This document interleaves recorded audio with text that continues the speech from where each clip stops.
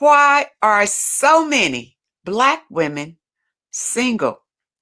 In this video, we'll tackle that elephant of a question right here, right now, and get down to the nitty gritty as to why so many Black women are single and why that is a real problem. So let's bring up Exhibit A and see if we can extrapolate from this anything of worthy commentary. Allow us to examine this young lady's words. About this video, but this needed to be said, especially for this comment. We do not, I repeat, do not have an accountability issue in the Black community. We have too much damn accountability. She's delusional, but we're going to hear her out.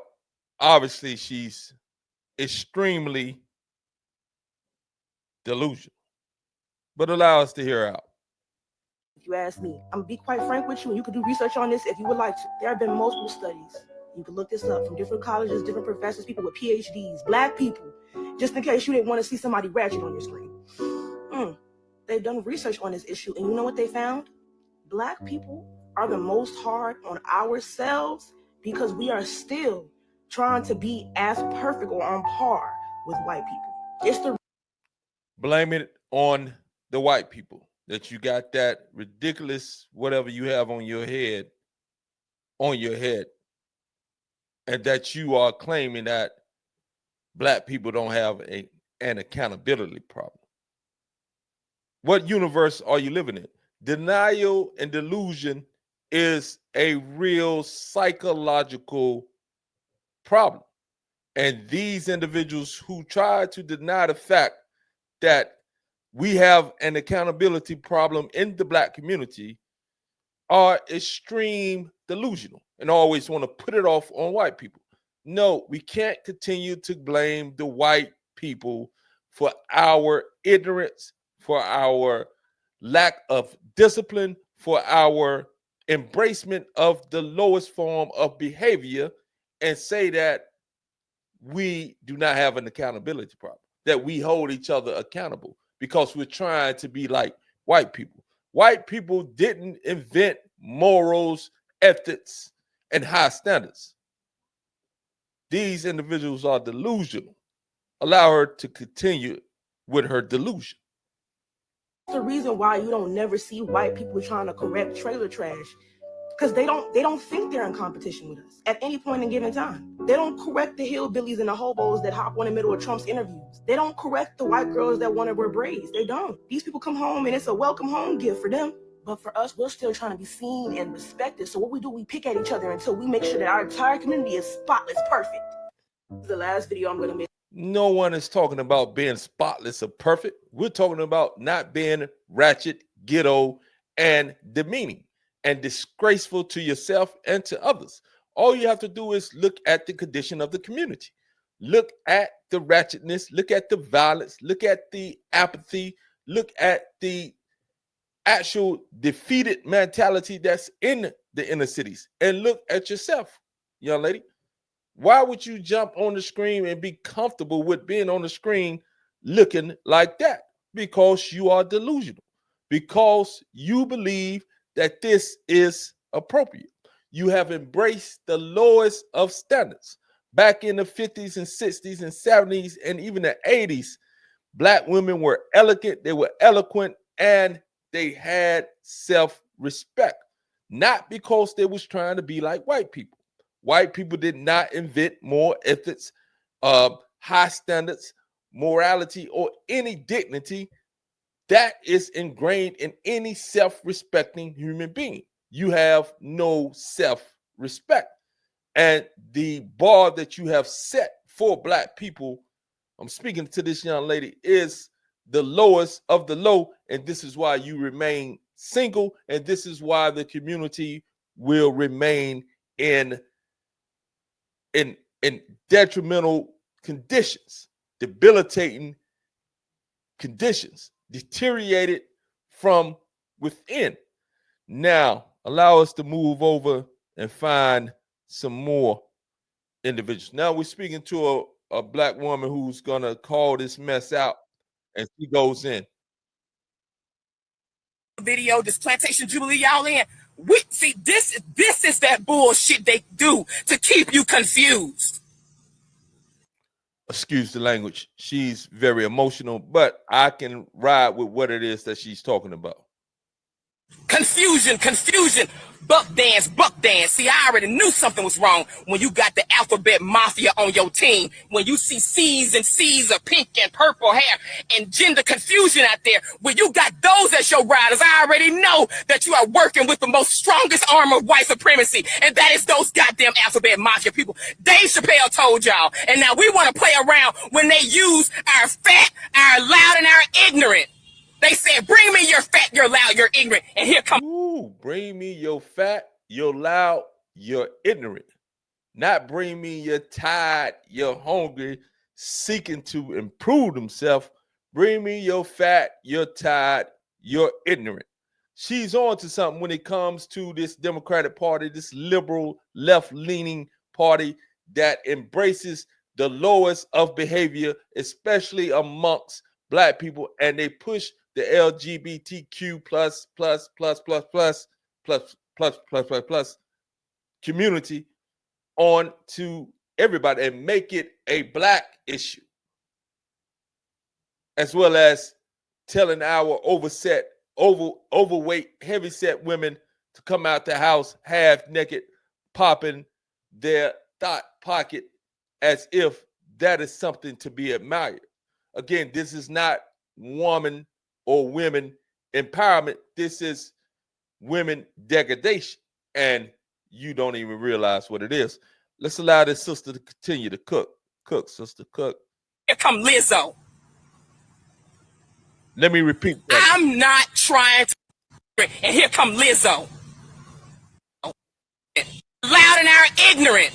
They said, bring me your fat, your loud, your ignorant. And here come Lizzo.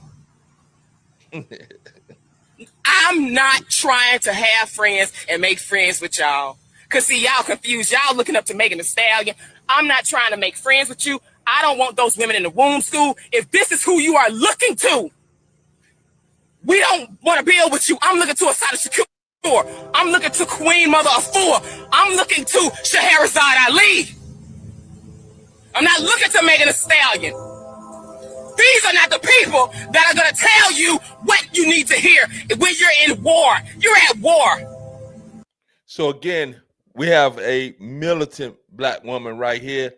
Although I don't agree with her militancy, I do agree with the fact that she pointed out that we have elevated the most disgusting behavior within our community, and this cannot continue, and it will not continue. Or if it does continue, the community will continue to disintegrate into the chaos, confusion that it's been in for at least the last 30, 40 years, and it has even gotten worse. So again, she called out some names of women who were eloquent, who were high standard, who had high morals, who presented themselves with articulation, who carried themselves as high-level supreme beings. She pointed that out, and that is what is missing amongst this generation and a few more generations of Black women, particularly. Black men, we have failed in a lot of ways, but the Black woman has become even more disturbing when it comes to her behavior, her articulation, her mouth, the vowel, the vulgarity, the profanity that comes out as if that is normal, as if they are the same as the low-level guys who participate in that type of language. It comes across even worse when it comes out the mouth of a woman. It is what it is. You can get upset all you want. No upstanding individual, no man wants to hear his lady, his woman, or his potential woman be vulgar, vile, profane, and just downright nasty when it comes to the attitude. Again, there's a deep trouble brewing in the Black community. Let's see what this next individual has to say. Now, this is a story that is kind of sad, but again, we've embraced a culture that does not value life at all. So let's listen to this story right here. And this is a sad one right here for sure. Threw her surprise baby shower and jumped her at her baby shower. Beat the girl so bad that she lost her baby. Every friend. So if you didn't catch that, she's saying that the friend, I guess this is the young lady, I don't know. She's saying that the story that's going around that friends do their girlfriend a baby shower and they end up jumping her and then making her lose the baby afterwards. This is the ghettoism that is pervasive, and this is ridiculous. Allow her to continue. That was at the baby shower was in on the plot to jump the girl. They threw her a surprise baby shower at a location. They had her go there. When I saw the video, the girl was having a ball, so happy about it. And when it was time to go, they wouldn't open the car doors. And they all jumped this girl, and her baby passed away. When I tell y'all, not one person intervened, not one person broke it up, not one person said, oh no, this isn't right. When I tell you my heart goes out to this girl and the games that people play,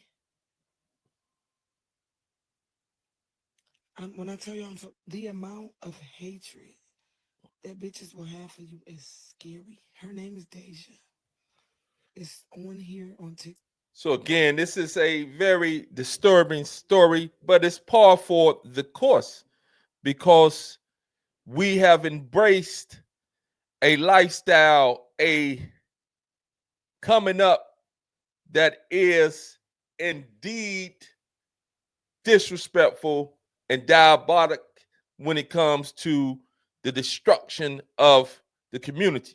I have the video in back, not because I'm celebrating or glorifying the pop and the twerking. I'm just showing you what we have come to embrace as being normal, natural, and to be celebrated. And this has helped to destroy what it is that helped the destruction of the Black community. This is accelerating it into further decay, and this type of behavior cannot be tolerated anymore.